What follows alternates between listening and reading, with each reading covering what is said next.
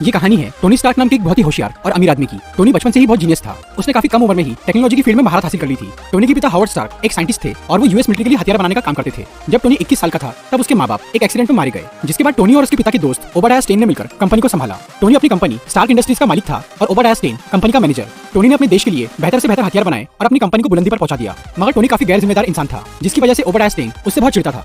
एक बार टोनी अफगानिस्तान जाता है, जहां पर वो मिलिट्री को अपने नए जेरिको मिसाइल का डेमो देता है। वहां से लौटते वक्त उन पर आतंकवादी हमला हो जाता है। टोनी के सामने उसी की कंपनी का एक बॉम्ब आकर गिरता है, जिसके फटने से उस बॉम्ब के टुकड़े टोनी के सीने में घुस जाते हैं। बाद में जब टोनी को होश आता है तो वो खुद को एक अजीब सी गुफा में पाता है और उसकी चेस्ट में एक मशीन लगी हुई होती है। उस गुफा में टोनी के साथ जिनसेन नाम का एक आदमी था, जो कि टोनी को बताता है कि उसने उसके सीने से बॉम्ब के टुकड़े निकालने की कोशिश की, मगर वो सारे टुकड़े नहीं निकाल पाया क्योंकि वो उसके दिल के काफी नजदीक थे। इसलिए जिनसेन ने उसके चेस्ट में एक इलेक्ट्रोमैग्नेट लगा दिया ताकि वो बॉम्ब के टुकड़े उसके दिल की तरफ न बढ़ पाए। वो इलेक्ट्रोमैग्नेट एक कार की बैटरी से चल रहा था। जिनसेन टोनी को बताता है कि वो दोनों आतंकवादियों की कैद में हैं और वो ऐसी जगह पर मौजूद है जहां पर उन्हें कोई नहीं ढूंढ सकता। वो आतंकवादी टोनी को बोलते हैं कि अगर वो उन्हें अपना नया जेरिको मिसाइल बनाकर देगा तो वो उसे छोड़ देंगे, मगर टोनी जानता था कि वो उसे आखिर में मार डालेंगे। इसीलिए वो मिसाइल बनाने के बहाने वहां से निकलने के जुगाड़ में लग गया।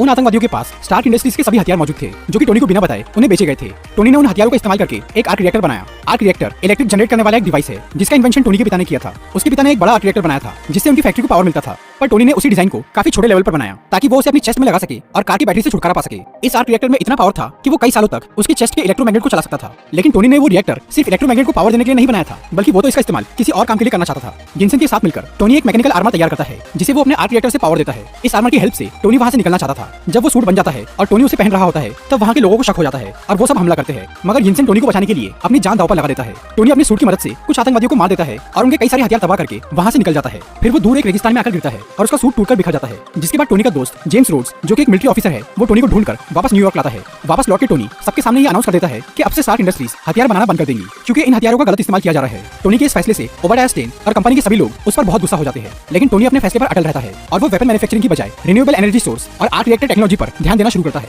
टोनी फिलहाल अपने इस छोटे आर्क रिएक्टर को सबसे छुपा के रखता है ताकि उसका गलत इस्तेमाल ना हो सके। फिर वो एक नया ज्यादा पावरफुल आर्क रिएक्टर बनाकर अपनी चेस्ट में लगाता है। इसके बाद टोनी कई महीनों तक अपने घर पर रहकर एक बहुत ज्यादा एडवांस आर्मर तैयार करता है, जिसे वो अपने नए आर्क रिएक्टर से पावर देता है। टोनी ने ये नया आर्मर बनाया था अपनी प्रोटेक्शन और बुरे लोगों का सफाया करने के लिए। कुछ टाइम बाद टोनी एक चैरिटी इवेंट में जाता है, जहां उसे एक रिपोर्टर से पता चलता है कि अभी भी उसकी कंपनी के हथियार आतंकवादियों को सप्लाई किए जा रहे हैं, जिनसे वो एक गांव के लोगों पर जुल्म कर रहे हैं। फिर टोनी अपना नया आर्मर पहनकर अफगानिस्तान के उस गांव में जाता है। वहां पर वो कई सारे आतंकवादियों को मारकर उनके हथियार तबाह कर देता है और गांव के लोगों को बचा लेता है। दूसरी तरफ ओबाडिया स्टेन उन लोगों से मिलता है जिन्होंने टोनी को किडनैप करके रखा था। असल में ओबाडिया स्टेन ने ही इन आतंकवादियों से टोनी को मरवाने की कोशिश की थी, मगर इन लोगों ने ओबाडिया को धोखा दे दिया। इसलिए अब वो इन सब आतंकवादियों को मार देता है और वो उनसे टोनी का पुराना आर्मर और उसका डिजाइन ले लेता है। उधर टोनी अपनी असिस्टेंट पेपर पॉट्स को कंपनी का मेन कंप्यूटर चेक करने भेजता है ताकि उसे गैर कानूनी तरीके से बेचे गए हथियारों का पता चल सके। जब पेपर उस कंप्यूटर को चेक करती है तो उसे पता चलता है कि ओबाडिया स्टेन चोरी छुपे गलत लोगों को हथियार बेच रहा है और उसी ने टोनी को मरवाने की कोशिश की थी ताकि वो कंपनी का मालिक बन सके। पेपर ये सारे सबूत जमा कर लेती है और वो शील्ड के एजेंट फिल कोल्सन को ये इन्फॉर्मेशन देती है।